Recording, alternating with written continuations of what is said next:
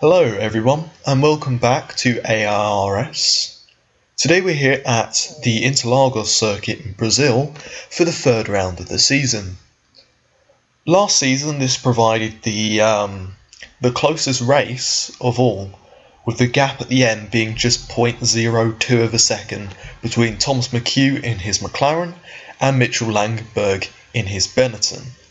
That was the closest a Tier 2 car got to winning, as I believe last season we never had a winner that wasn't a Williams or a McLaren. Realistic.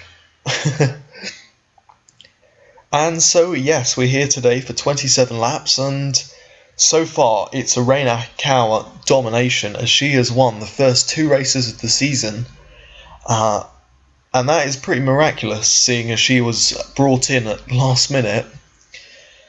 And looking forward to some brilliant racing here once again. This circuit always brings up a few interesting scenarios and interesting racing.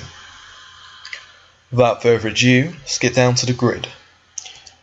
On pole position for today's race, it is Thomas McHugh, followed by his teammate Reina Akikawa.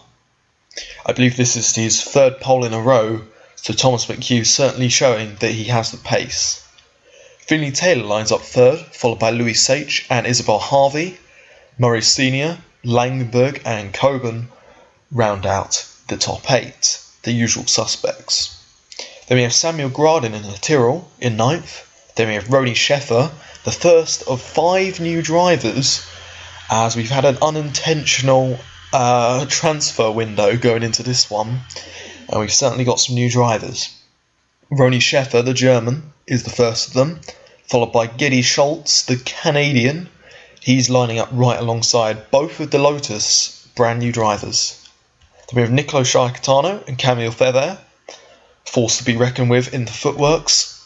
Then we have Aaron Curtis, TJ Nisbet, who once again qualified very well, Alan Kopich, and then we have Roberto Bighetti in the March, qualified 17th on debut, and in that March, that's no mean feat.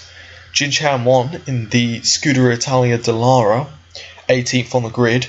Then we have Zaccadelli, Aguirre, Taylor, Astros, Barton, JC Dixon, another one of your new drivers, Juan Luis Ramirez in the Von Metal, almost called it a footwork there, and then we have Squid McCormick.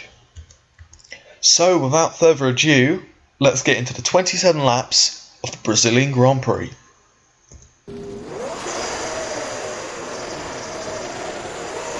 As you can see, we wait for the lights. When they go green, let's go! Now we're racing! And we're underway. Thomas McHugh has made a decent start, but I think Reina Akikawa is going to slam up the inside and take the lead into the centre S's. Indeed she does, but we've had a spin already, or half spin, sorry, as the Benetton got very sideways coming out of 2, and he's dropped back to, I believe it is 6th. But Reina Akikawa is your race leader currently. In second place there's Thomas McHugh, followed by Isabel Harvey, and then we've got Finley Taylor, as I'm going to quickly take out the crash car. Well, that took a little longer than I expected, but we're here, and Reina Akikawa, your race leader, enters lap 2 of the race, followed by Thomas McHugh, followed by Isabel Harvey, and followed by Finley Taylor. It's a beautiful sunny day here, so we should be expecting some absolutely fantastic lap times. Just you wait and see. But currently, finally, the McLarens have the correct numbers on their car. As you can see, Finley Taylor here has the number 5 on his car, and Isabel Harvey has the number 6. Thomas McHugh, once again, has his 1, and Akikawa has the 2. So finally, they're all correct.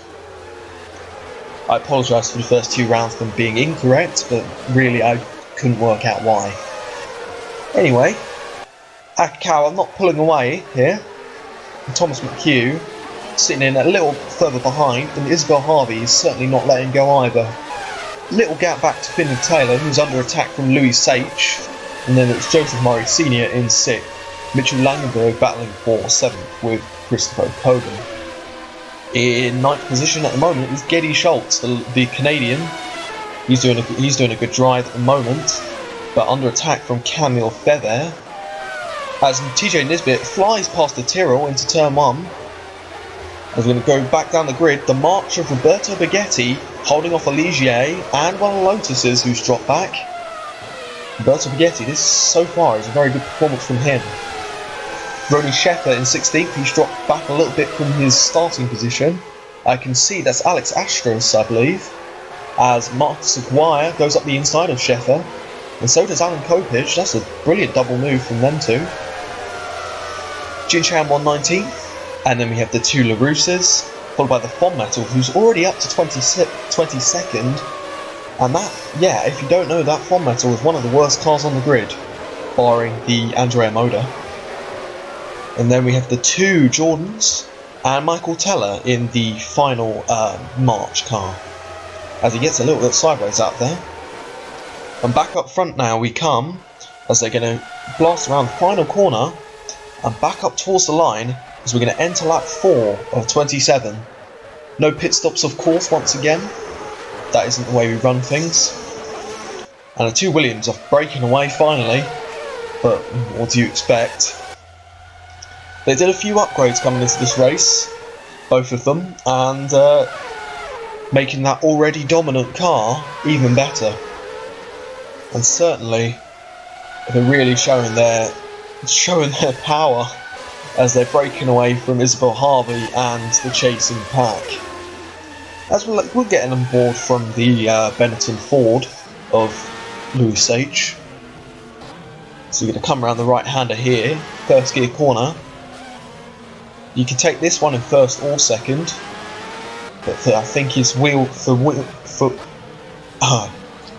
spin control, he took it in second.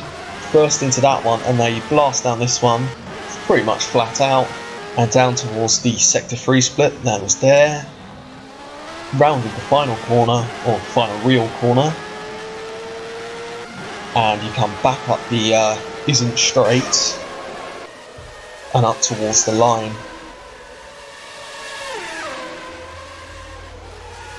Vinnie Taylor, what a dive! He's up the inside, and that is clearly going to make the move if he can get it stopped. Indeed he does. Vinnie Taylor, what a move for 4th place there. Up front though, we have a big battle brewing. Thomas McHugh and Akikawa. Thomas McHugh has got past Akikawa. Now Akikawa is sitting right in behind, looking for where to make a move. It looks like turn 1 is going to be a hot spot once again this year, but that doesn't mean we won't see any moves in other places. Akikawa is more than close enough to Thomas McHugh here. And yeah, these two, I assume, are allowed to fight. There shouldn't be team orders going into the third race of 13. In behind as well, Isabel Harvey and Vinnie Taylor a little further back, but still there. As coming along the long straight, and Akikawa sits in the slipstream. She's going to pull to the inside. We're going to pull to an outside view. It looks like Akikawa has firmly made that move stick. So Akikawa retakes the lead, as I'm going to quickly run down the order once again. As you can see, it is the two Williams, two McLarens, two Benettons and two Ferraris. Then we have Aaron Curtis in the Ligier and Camille Feather in the footwork. Baghetti up to 11th. This is very much incredible from him. I hope we don't have a Nisbet situation where he starts off the race well and then drops back. Albeit I think you can see on the mini-map as well that Baghetti and this pack are certainly falling away from the 10th place driver, that is Camille Feather. As I'm going to go on to this monitor on the bottom right to show you the 5 standings on nearby drivers.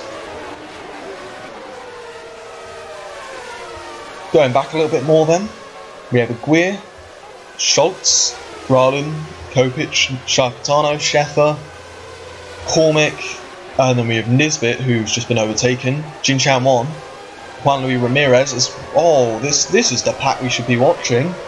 Right at the back, we've got some incredible battles happening. As that is Michael Teller just getting past Alex Astras. Jin Chanwon. Matthew Barton dives up the inside of him. But I think Jin Chanwon's going to keep the position. And in last place, we're going to have a quick look back. It is JC Dixon, the new Ligier driver. Not doing so well on his debut, but certainly when you have a pack like this that's so close and compacted together, it's hard to make your name shine through, I guess. Up front now then, Reina Akikawa. Coming round the final corner, as she's going to enter lap 8 of 27. Pulled away a little bit of a lead from McHugh now, as McHugh is falling a little bit into the clutches of Isabel Harvey. Isabel Harvey is not anywhere close enough to try and make a move into turn 1. You can see in the mirror, not quite.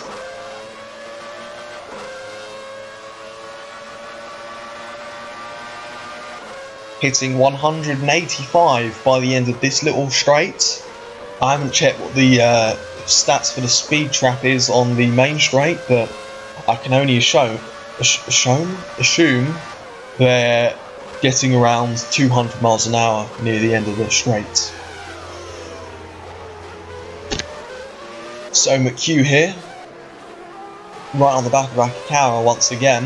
I think he's had a better lap. Certainly sensing that Akikawa was maybe getting away a little more than he wanted. And so he decided, well, he's going to close up, and close up he has done. So they blast once again up the hill.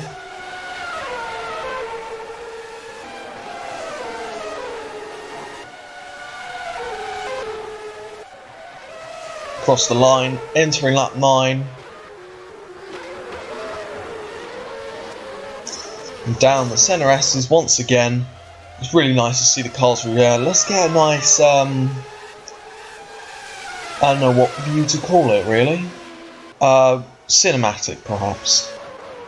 So there's the rear wing. And there is McHugh. In the car we have a nice face cam there. You can see its suspension, the active suspension on the Williams car. As it goes around the right-hander, around the left now. It's going to get this view that you're all accustomed to seeing by now. One of my personal favourites.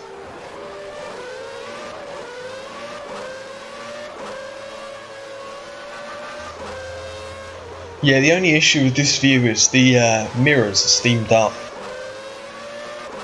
which is unideal, but it's not really a big deal. As we're going to watch the speed, you can watch it on the analog display. Not quite hitting 200 actually, he only hit 186. So maybe the gearing for this circuit for the drivers set a little bit shorter than usual. As they're hitting the same speed going down here as going down the straight. See, he hit 186 there. Anyway, lap 10, gap is staying a little bit stagnant at the moment, as we're going to go back a little bit and see that Isabel Harvey being followed by Louis Sage, who's being followed by Finley Taylor, Mitchell Langenberg running in 6th, Christopher Coburn 7th, and Aaron Curtis is in the points now, as Joseph Murray Sr. has dropped back to 9th. This is not a good display from him. Aaron Curtis in the Ligier is up to 8th. But we still have some way to go, of course. We're on lap 10, not even halfway through the race.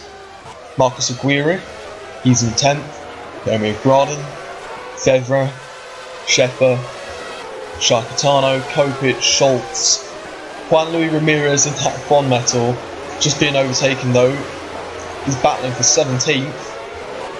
Bugatti down to 19th. He's joined his team at 20th, I should say, as Jin Chaowon drives around the outside of him through the left-hander, sorry. And Bugatti is now under attack from Teller. Perhaps Bugatti has been using his tyres up a little bit too much, and now they've overheated and he's had to drop back a little bit here. But Roberto Bugatti in the march certainly turned a few heads at the start of that race. TJ Nisbet now in 22nd. Then we have Zaccarelli, McCormick, JC Dixon, and finally Alex Astros is in the last position. Up front though, Thomas McHugh, your race leader. Still the gap is stagnant, as I'm going to find some action elsewhere. As we'll go here, as Joseph Murray Sr. has...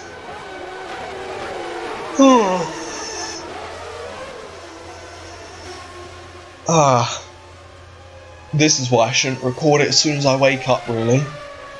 Sorry, Joseph Murray Sr. has got back into the points, as Aaron Curtis is dropping down the order like a stone now. What's he doing? He's just suddenly slowed down there. Has he got an issue? I'm going to go on board so I can hear his engine.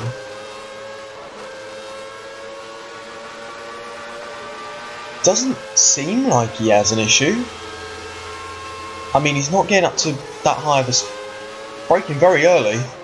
Perhaps he's got some brake issue. Very interesting indeed. Aaron Curtis dropping back the order now. Perhaps he has a problem. I'd assume it would be something to do with his gearbox or the brakes, maybe. But I can't confirm anything at the moment. We don't have the data to do so.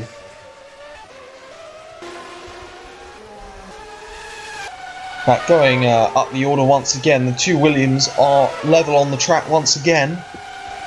Reina Akikawa is going to try and go to the outside, goes back to the inside.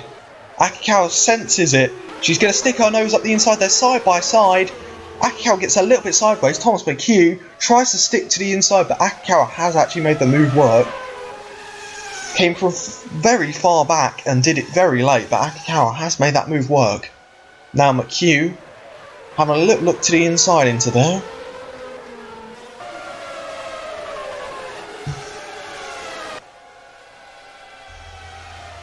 Not quite working though, as we're going to head back up the hill and through the little hairpin section as Thomas McHugh gets onto the gravel a little bit there. You can sense he's really having to push to stay on the back of his teammate, Reina Akikawa. Isabel Harvey's not too far away either. Nor is Finley Taylor, he's only 3 seconds back. Or I should say 6 seconds. But 3 seconds off the back of his teammates.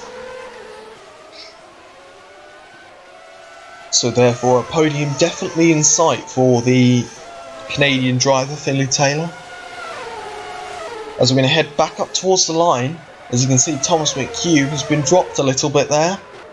That doesn't mean he's going to fall away. But Thomas McHugh probably playing the long game as we're finally halfway through the race, a little over. As we have a battle for 5th here between Sage Coben and Langenberg.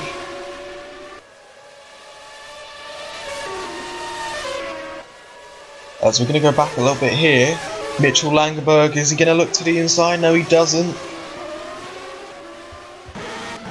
Getting on board with the Benetton once again. This time with Mitchell Langenberg, the Belgian.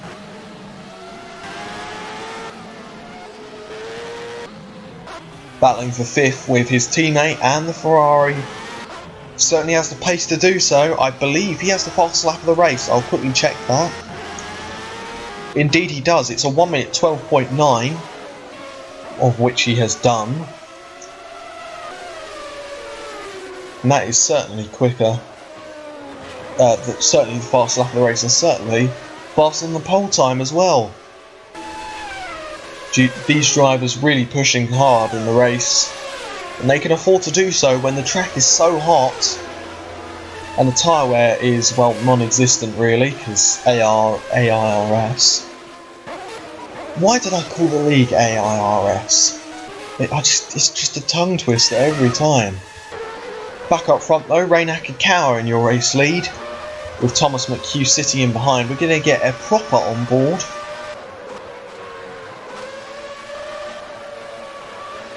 As you can see his display showing what rev range he's at, what gear he's in, what position, what lap, and of course what speed he's at.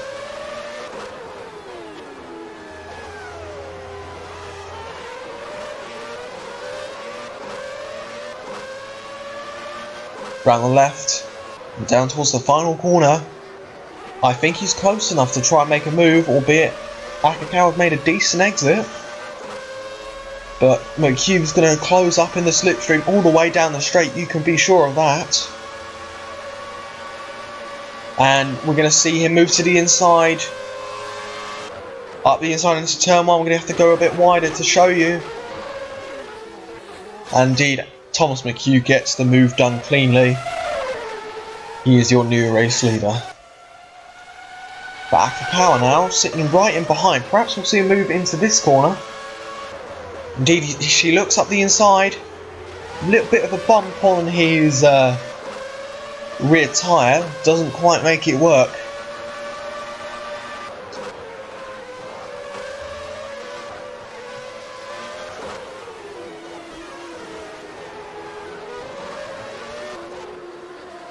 Round the left-hander here. And up towards the tight right-hander, first gear. And now it's pretty much flat out for the rest of the track. As we head around this corner and into the last corner once again, dropping it down to second, and all the way you're going to be flat up to the straights.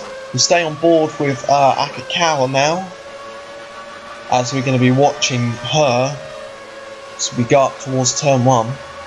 You can see she gets right up to the back of McHugh and brings it towards the inside. She is a little bit sideways there, but I think she's made the move cleanly. Yes, indeed, she has. Isabel Harvey's actually closing up a little bit now. Gap is just 1 second between her and the Williams cars. Going back a little bit further, you can see that Murray Sr. has now been overtaken by Gradin, as Schultz and Scheffer, your Lotus drivers, in 10 and 11.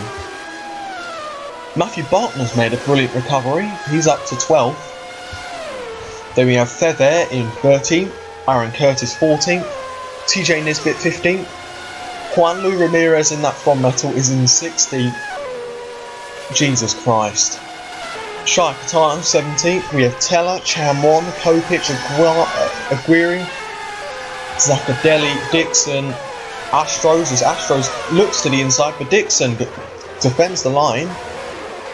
And so he can't make the move work, unless he's going to go up the inside into the second part of the S. And Roberto Bugatti follows him through. Indeed, Roberto Bugatti has unfortunately dropped back to 24th. But he's certainly showing some pace still in the just the March. Oh, this is a development. Isabel Harvey has now taken second place.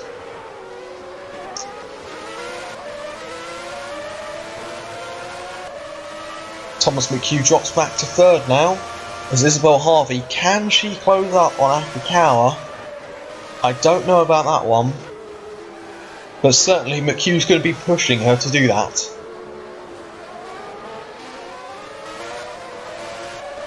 We got Honda Power versus Renault Power, of course. You can hear the distinct sounds, as we're going to hear the McLaren sound right now, and you can hear that Renault sound too.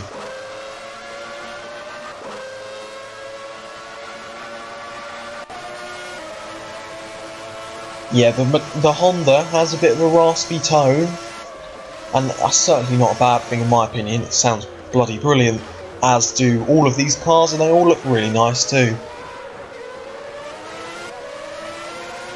That's just my opinion. I'm a big fan of the old 1980s and 1990s cars. Definitely have a place in my heart, even though I was born in the 2000s. I just prefer classics, if I'm honest. Anyway, back to the actual racing in hand. You can see Isabel Harvey is just right on the back of Akikawa right now. And perhaps we'll see coming onto the next lap, perhaps into turn 1, the McLaren driver will make a move. Just you wait and see. Feels a little bit weird seeing the number 6 on the McLaren, but I think I did a good job making it look quite realistic. Same with the Williams cars. But at least I had something to base the numbers off of. As Harvey up the inside into turn 1. And for the first time this season, I would like to say a McLaren takes the race lead. As we're on lap 20 now of 27, as we're looking right at the back. Akikawa looks to the inside, is she going to make the move? Bangs wheels a little bit there. Not quite doing so. This is getting absolutely intriguing. As Isabel Harvey now. And Akikawa and McHugh all have a chance in this race. And Harvey perhaps is going to back the two Williams up into her teammate, whom is Finley Taylor, of course. And we're going to have a four-way battle for the lead. What do they say at the start of this race? Brazil always provides interesting racing, whatever discipline, whatever cars. And the two McLarens here playing a very sneaky game here. As we're going to come along the straight, as Akikawa is going to take the lead once again. She's got it done way before the first corner, and she takes the race lead. Thomas McHugh gets a little bit wide through there. He's going to lose a bit of time to Finley Taylor, whom we're going to go on board with now. As Taylor right in the back of his former teammate Thomas McHugh. Is he going to sense a move into this corner? He does, and he tries to go up the inside, doesn't quite make it work. He got a lot way up the inside into there, but Thomas McHugh just got a better exit really. And that's that. As Reina Akikawa, in fact they're catching the back markers a little bit here. As I can show you here, you can see that the back markers are right there. As I'm actually going to go, you can see the back markers. Squid McCormick in last. If I go on board with him, you can't quite see them.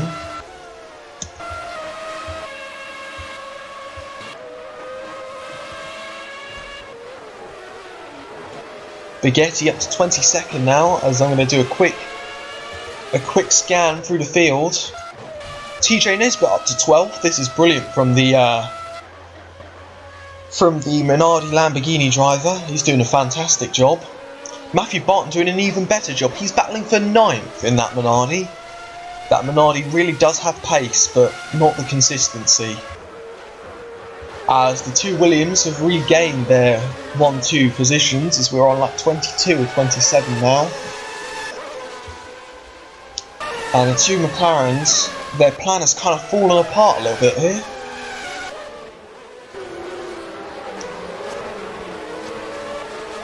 Anyways, maybe the back markers will bring them close together once again. As of course they don't have to blue flag, it's common courtesy, but they don't have to. And once Reina Akikawa reaches them, they're all going to be bottled up together, and we may see some interesting racing and perhaps an interesting result. How I would love to see a McLaren win this one. No, that's not biased, it's just the Williams are just that good.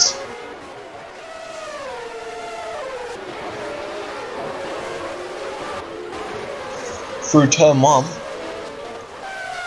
Akikawa takes it a little bit slower than McHugh, who's not that far away in the number 1 car, obviously reigning world champion. Isabel Harvey in that McLaren getting a little bit closer now.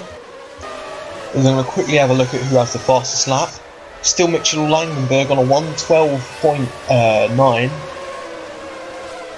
As Akikawa, as you can see, she's right on the back of the back markers now.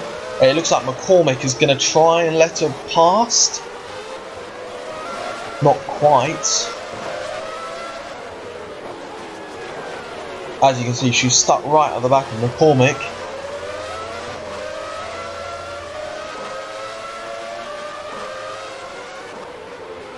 I mean, obviously they're fighting for position 2, and albeit it'd be good sportsmanship to let the drivers behind pass, it looks like they don't really don't really care. And McCormick's still going to be fighting as Akikawa pulls out a long way back. She's going to got the inside of McCormick, but McCormick holds the inside. They're still side by side, but she's passed. Isabel Harvey's also passed Thomas McHugh, but she needs to get past the LaRousse now. And that's no mean feat, actually.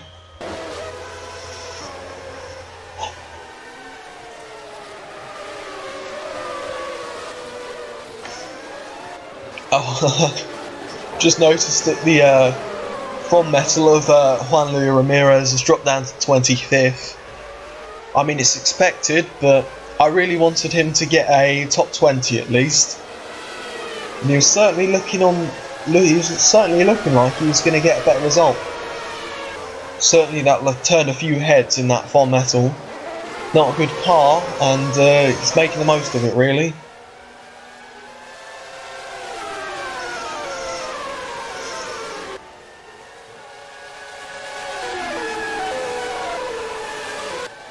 So, oh, I can't wait at the wrong time. Akikawa goes up the inside of Juan Luis Ramirez in the front metal.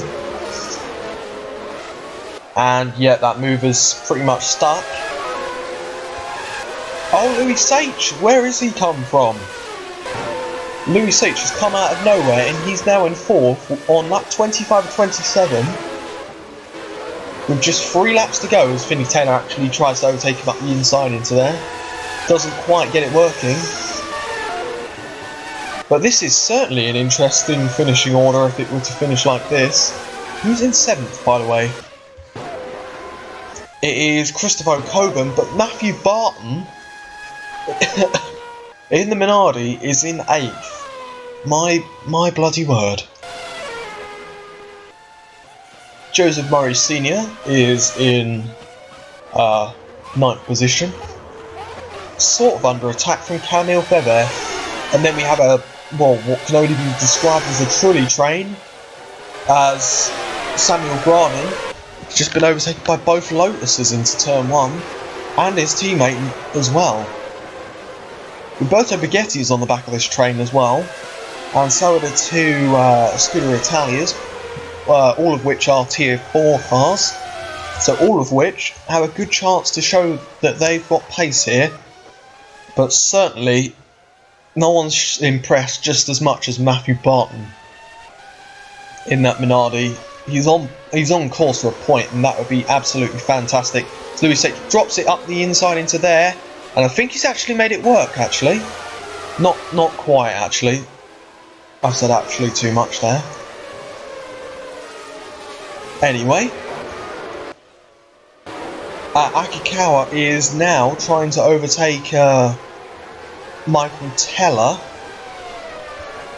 and Thomas McHugh is right on the back of the other back markers at the moment, and so is Harvey, Taylor, Sage and Langenberg, as McHugh there gets past,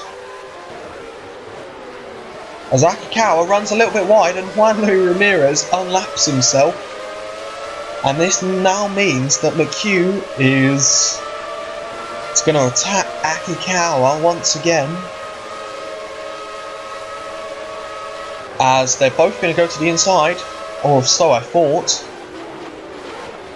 Indeed, they try to. McHugh doesn't quite make it work. Perhaps he'll try it into turn 4.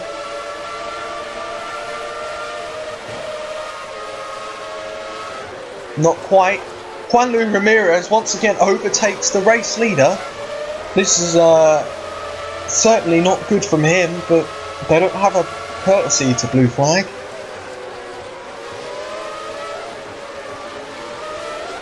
Sorry, they don't have a rule to blue flag. Anyway, coming out to an outside shot. It really looks like Akikawa's going to have it done with 1 lap to go. This is the final lap of the race as we're entering the final 2 corners. Akikawa brilliantly drives around that one and in towards this corner here. Up the hill once again. We've had a fascinating race here at the Brazilian Grand Prix, but I can say for certain it's Reina Akikawa who makes it 3 for 3 for Williams. Well done, Akikawa, you've done a brilliant job. Thomas McHugh ends up 2nd once again. Finley Taylor finishes in 3rd, with Mitchell Langenberg in 4th. Isabel Harvey finishes 5th. Then we have Louis Sach in 6th. Christopher Coburn, who's just finishing now, who's going to finish 7th. And then we have a huge gap back to, it looks like Murray Sr., who's half a minute behind Christopher Coburn. But we'll go back here now. Matthew Bartlett's dropped back a little bit here, and that's a big shame, honestly.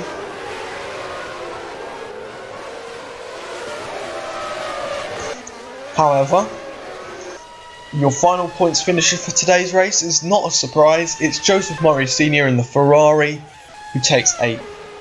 Camille Feather gets 9th position. Rennie Sheffer gets 10th. That's a brilliant debut from him, but certainly in a decent car and has really been gifted that opportunity. Alan Kopich finishes 11th. Then we have Geddy Schultz, Aaron Curtis, Jin Chan Won, good debut from him. Shai Kitano, Barton, Baghetti finishes 17th. Then Gradin, Aguirre, Astros, Nisbet, Dixon, Zaccadelli, who's been lapped. Michael Teller, who's just driven through the pits. What the hell is he doing? And everyone else is lapped. Louis Ramirez and McCormick. As we're going to exit out to the finishing screen right now. As you can see, your final race results are as followed. It's Akikawa, McHugh and Taylor, your podium. Then we have Langenberg, Harvey, Sach, Coburn and Murray Sr. in the points. And the rest of the order is as followed. Anyway, thank you ever so much for watching the Brazilian Grand Prix. I've been Uriality, and I hope to see you in the next race, which, if I recall correctly, will be Imola, I think. And it's a track that certainly provides interesting racing. And I hope to see you there. So from me, it's goodbye, have an awesome week, take care.